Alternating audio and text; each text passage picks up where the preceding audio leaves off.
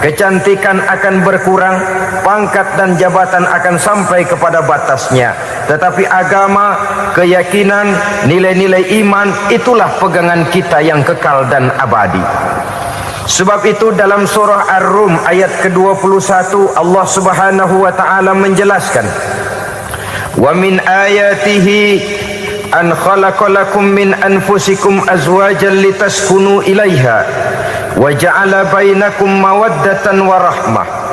Dan di antara tanda-tanda kebesaran Allah, dijadikannya bagimu istri-istrimu dari diri kamu sendiri, litaskunu ilaiha, agar kamu bisa hidup tenang bersamanya, wa ja'ala bainakum mawaddatan wa rahmah, dan dijadikannya di antara kamu rasa cinta dan kasih sayang. Umumnya pernikahan terjadi karena mawaddatan warahmah ini, cinta dan kasih sayang. Atas dua dasar itulah rumah tangga didirikan orang. Atas dasar itulah seorang laki-laki dan seorang perempuan memadu janji untuk membagi suka dan duka dalam hidup ini secara bersama-sama. Namun kalau kita renungi ayat ini, Allah tidak hanya menjadikan cinta, tapi Allah juga menjadikan kasih sayang. Apa bedanya cinta dan kasih sayang? Apa bedanya mawaddatan warahmah ini? Saudara, mawaddah yang artinya cinta itu sasarannya biasanya adalah jasmani, kecenderungan biologis. Itu akan berakhir. Orang yang mendirikan rumah tangga cuma karena kecenderungan biologis, cuma karena rasa cinta semata-mata, cinta biasanya terkait kepada keindahan. Betul apa benar? Biasanya orang mudah jatuh cinta kepada sesuatu yang punya nilai keindahan. Makanya anak muda jarang yang jatuh cinta sama nenek-nenek. Cinta selalu memandang segi keindahannya. Ini yang namanya mawaddah. Allah tidak mengingkari itu, silakan. Bahwa manusia secara naluri senang kepada serba keindahan, wajar-wajar saja. Tetapi tidak cuma mawaddah, Allah juga menciptakan rahmah, kasih sayang. Mawaddah mungkin ada akhirnya, tapi rahmah tidak akan pernah ada akhirnya. Kalau mawaddah adalah berkecenderungan kepada biologis, jasmaniah, maka rahmah kecenderungan kepada nilai-nilai rohani, kepribadian, kejiwaan, dan lain sebagainya. Dikala pernikahan di bawah umur 40 tahun, mungkin masih banyak mawaddahnya, rasa cintanya. Tapi 40 bahkan 50 tahun ke atas, rasanya orang berumah tangga kalau sudah 50 tahun ke atas itu lebih banyak kasih sayangnya ketimbang cinta-cintaannya. Kalau satu rumah tangga hanya didirikan atas dasar mawaddah saja, atas dasar cinta saja, padahal cinta itu terpaut kepada hal-hal keindahan, keindahan satu saat akan menurun. Ya tentu sebagaimana yang kita maklum bersama-sama, belum punya anak memang cantik. Sudah punya anak, kecantikan mulai menurun. Punya anak 2, kulit mulai mengkerut. Punya anak 3, onderdil mulai dol. Punya anak 4, apalagi tidak pandai merawat diri, persis dompet tanggung bulan. Kalau rumah tangga didasarkan kepada rupa yang cantik saja, cinta akan bisa berpindah, paling tidak akan berkurang nilainya. Sebab itu Allah tidak hanya menyediakan mawaddah warahmah, dijadikannya di hatimu itu tidak cuma sekedar cinta, tapi juga kasih sayang. Nah, kasih sayang inilah apabila berakar dan berurat dari nilai-nilai keagamaan yang akan menopang jalinan rumah tangga bahagia, mengukuhkan usaha untuk mencapai mardotillah atau keridhaan daripada Allah Subhanahu wa ta'ala. Dengan demikian berumah tangga bukan tujuan. Ini kalau kita lihat dari segi agama. Berumah tangga cuma alat untuk mencapai mardotillah, keridhaan daripada Allah. Seorang suami yang pergi pagi pulang sore peras keringat banting tulang mencari nafkah untuk menghidupi keluarganya, kalau niatnya untuk mardotillah maka pergi usahanya adalah ibadah. Sementara si suami pergi berusaha, istri di rumah mendoakan suaminya, itu juga merupakan bagian daripada ibadah. Marilah kita biasakan membina satu rumah tangga untuk mencapai keridhaan daripada Allah Subhanahu wa taala. Ini motif dasarnya. Karena itu Rasul Anas bin Malik pernah bercerita, bertahun-tahun saya membantu di rumah tangga Rasul. Selama tahun-tahun yang panjang saya membantu di rumah tangga beliau itu, kata Anas bin Malik, belum pernah kok saya mendengar kata-kata kasar, keras, membentak-bentak. Belum pernah saya melihat ada piring terbang, sandal melayang, ada penggorengan nitir di atas. Belum pernah, padahal tahun-tahun yang panjang sudah saya lalui. Itu rumah tangga Rasul. Istrinya lebih dari satu tapi tenang, ayem, adem. Walaupun gosip selalu ada. Ini loh ya, namanya hidup berumah tangga. Jangankan rumah tangga kita manusia biasa, rumah tangga Rasul pun tidak luput dari gosip yang kita kenal dengan hadisul ifki itu. Itu sampai tercatat dalam sejarah. Tetapi yang jelas dengan istri yang lebih dari satu, rumah tangganya tenang, tentram, adem. Kita di rumah tangga istri satu, seminggu 7 hari, berantemnya 6 hari. Cuma 1 hari gencatan senjata. Saudara hadirin yang saya muliakan, kalau tujuan rumah tangga adalah mardotillah, apa ciri dari suami istri yang menegakkan rumah tangga untuk mencapai ridho Allah itu? Pertama, sepasang suami istri yang membina rumah tangga semata-mata untuk mencapai keridhaan Allah, cirinya yang pertama, bersyukur apabila beroleh nikmat. Ini ciri yang pertama. Bersyukur kepada Allah, kepada sesama berterima kasih. Suami berterima kasih kepada istri, bertahun-tahun didampingi hidupnya, dicucinya pakaiannya, dimasaknya makanannya. Tidak istri mengeluh walau hidup lebih banyak kurangnya daripada cukupnya. Suami pandai berterima kasih kepada istrinya. Sementara istri pun bisa berterima kasih kepada suaminya. Bertahun-tahun suami peras keringat, banting tulang mencari nafkah, menjadi palang dada terdepan apabila ada masalah-masalah yang besar. Kedua-duanya lalu punya timbangan. Nah inilah ya, saya pesan kepada suami, kepada para suami, kepada para istri, supaya di rumah ada timbangan. Perlunya apa? Kalau pada satu saat istri kita salah, suami cepat-cepat ambil timbangan, lalu ditimbang mana yang lebih berat, salahnya atau dosanya, benarnya atau kesalahannya. Ini istri saya jasanya begini, begini, begini, lalu jasanya begini, begini, salahnya ini, mana yang lebih besar, jasanya atau salahnya? Dengan adanya timbangan, maka keputusan akan objektif. Tapi kalau timbangannya emosi, salah sedikit saja sudah main bentak, main usir, akhirnya keputusan akan mendatangkan kerugian. Sebaliknya, kalau suami yang salah, istri ambil timbangan, ditimbang mana lebih besar, jasanya atau salahnya. Jangan sampai nanti terjadi pepatah, panas setahun habis dihapus oleh hujan 1 hari.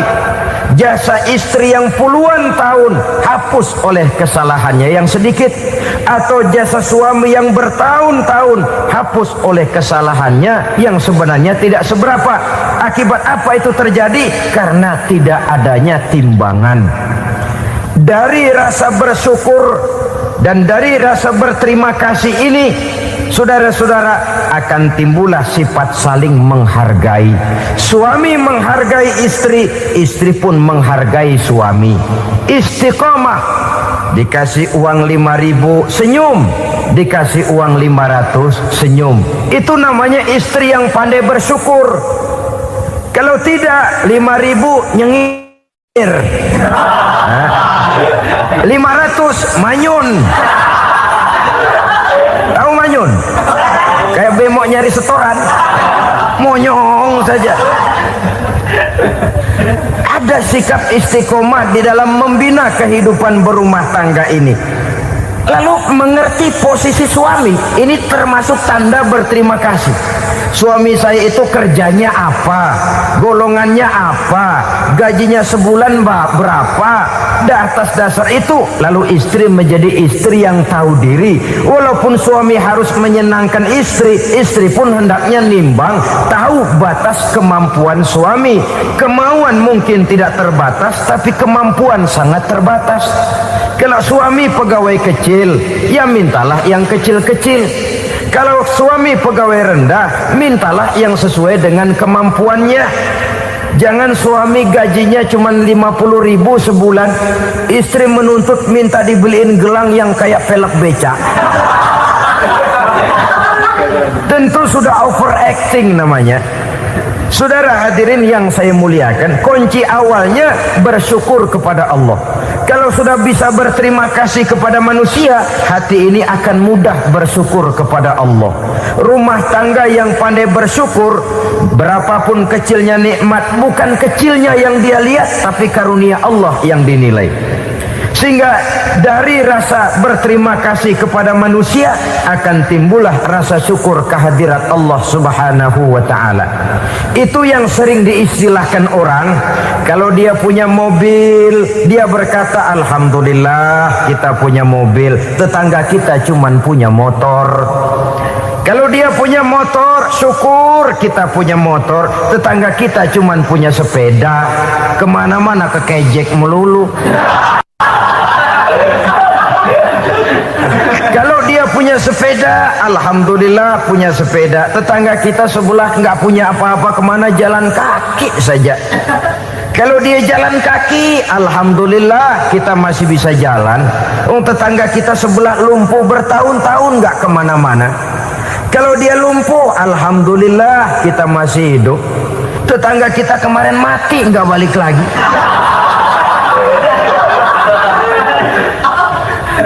Lalu akan timbul rasa syukur. Tapi kalau sudah lumpuh ngelihat yang bisa jalan ngelihat yang naik sepeda, yang punya sepeda lihat yang punya motor lihat yang punya mobil lihat yang punya pesawat. Kapanlah kita ini pandai bersyukur? Sebab kesenangan seperti pelangi, tidak pernah di atas kepala kita, selalu kelihatannya di atas kepala orang lain. Sehingga kalau ngobrol orang sering bilang, lu sih enak lo gue lihat, gue keblangsak amat nih ya. Setiap orang ngomong kepada kita begitu nadanya. Kita yang dilihat enak, sementara kita melihat orang lain enak. Tukang tahu melihat tukang tempe enak, tukang tempe melihat tukang tuak enak, tukang tuak bilang tukang sirsak enak. Enak itu seperti pelangi. Namun kalau kita mau merenungi, tidak pernah Allah berhenti memberikan nikmat kepada kita. Sejak kita bangun tidur sampai kita tidur kembali, bahkan tidur itu sendiri, seluruhnya tidak pernah putus dari nikmat Allah. Bahagia ada di gubuk reot, bahagia ada di rumah mewah, bahagia ada di hati kopral, bahagia ada di hati jenderal, di gunung dan di kota, di hutan belantara dan di desa, di keheningan malam atau di keramaian siang. Kalau kita mau mencari, bahagia selalu ada. Tapi hati yang tidak pandai bersyukur, bagaimanapun banyak kebahagiaan yang meliputi hidupnya, dia tidak akan pernah pandai mensyukurinya. Maka berterima kasihlah kepada istri, berterima kasihlah kepada suami, bersyukurlah kehadirat Allah Subhanahu wa ta'ala. Saya sering mengatakan, sebaliknya seorang suami bagaimanapun kondisi istrinya, kalau itu memang jodohnya, beranilah berkata, istriku adalah Romeoku, istriku adalah Julietku. Atau istriku adalah Sri Kandiku. Biarin pengkor ya pengkor, gak ada urusan. Mensyukuri.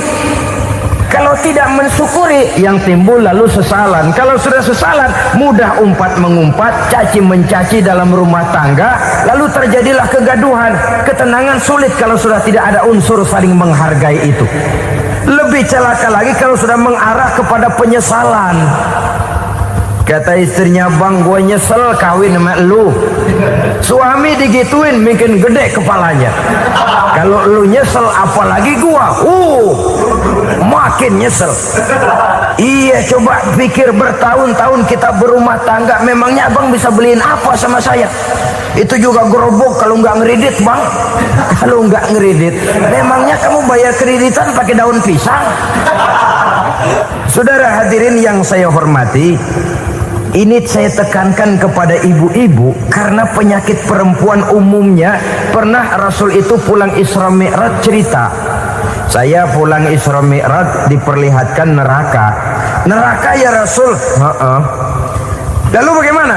Saya lihat kok isinya kebanyakan perempuan. Perempuan. Laki juga tidak sedikit. Cuma kebanyakan kok perempuan. Apa perempuan tidak sholat ya Rasul? Sholat. Tidak puasa? Puasa. Tidak ngaji? Rajinan dia sama suaminya. Tapi kenapa lebih banyak di sana? Rasul berkata, hunna yakfurnal asir. Penyakit umum dari perempuan tidak pandai berterima kasih kepada suaminya. Ini rupanya penyakit umum dari tahun atu. Saudara hadirin yang saya muliakan, jadi rumah tangga yang didirikan atas dasar mencapai ridho Allah, maka kelihatan dari pasangan suami istri menjadi orang yang pandai bersyukur terhadap nikmat. Bukankah dalam surah Ibrahim ayat 7 Allah berjanji, la in syakartum la azidannakum wa la in kafartum inna azabi lasyadid. Kalau kamu pandai bersyukur, aku tambah nikmatku. Kalau kamu ingkar, tidak mau bersyukur, azabku itu hebat dan pedih. Rumah tangga yang suami istrinya tidak bersyukur disiksa oleh perasaannya sendiri. Tetangganya dapat nikmat, dia yang meriang. Tetangganya dapat kesenangan, dia yang sakit hati. Dia tidak melihat nikmat yang diberikan kepadanya. Nikmat yang orang lain punya aja yang diincar. Nikmat orang lain aja dihitung-hitung. Tangga kita, si Ano baru habis beli yang sebelah belilir habis beli kukusan. Cuma sekedar kukusan saja. Orang lain beli apa-apa jadi bahan diskusi di rumahnya. Orang lain saja yang diusut. Timbul dendam kesumatnya, timbul hasutnya. Dia tidak bersyukur dengan nikmat yang ada dalam rumah tangganya. Isi rumah tangga semacam itu disiksa oleh perasaan hasutnya sendiri. Jauh dari kebahagiaan, kering hatinya, miskin jiwanya, merana batinnya. Kalau sudah ke sana, jauhlah rumah tangga dari pantulan sinar kebahagiaan. Saudara-saudara, kita lihat rumah tangga Rasul. Dari rumah yang kecil, dari tempat tidur yang syaratnya kain kasar, separuh jadi selimut lagi. Keluar ucapan baiti jannati. Kenapa? Beliau orang yang pandai bersyukur kepada Allah, bisa berterima kasih kepada istri-istrinya, dan istrinya pun pandai berterima kasih kepada Rasul dan bersyukur kehadirat Allah Subhanahu wa taala. Maka nikmat lalu bertambah. Makin kita syukuri nikmat, makin tambah itu. La azidannakum, janji Allah, pasti aku tambah nikmatku kepadamu jikalau kamu pandai mensyukurinya. Tapi kalau kamu ingkar, tidak pandai bersyukur, awas, nikmat bisa berubah menjadi azab kalau kita tidak pandai-pandai mensyukurinya. Jadi cirinya yang pertama, rumah tangga bahagia itu apabila suami istri pandai bersyukur terhadap nikmat yang diberikan oleh Allah Subhanahu wa taala. Satu. Cirinya yang kedua, rumah tangga yang berdasarkan untuk mardhatillah, mencapai keridhaan Allah, sabar apabila mendapat cobaan. Namanya orang berumah tangga itu persis berlayar di lautan. Suami istri adalah dua orang yang memegang kemudi. Kalau berlayar ombak tenang, angin bertiup sepoi-sepoi basah, lalu bila malam datang bulan bersinar, bintang gemintang gemerlapan, berlayar memang nikmat. Tapi satu saat angin puting beliung bertiup, gelombang menggunung, halilintar menyambar, kemudian petir berkilat. Kalau pada saat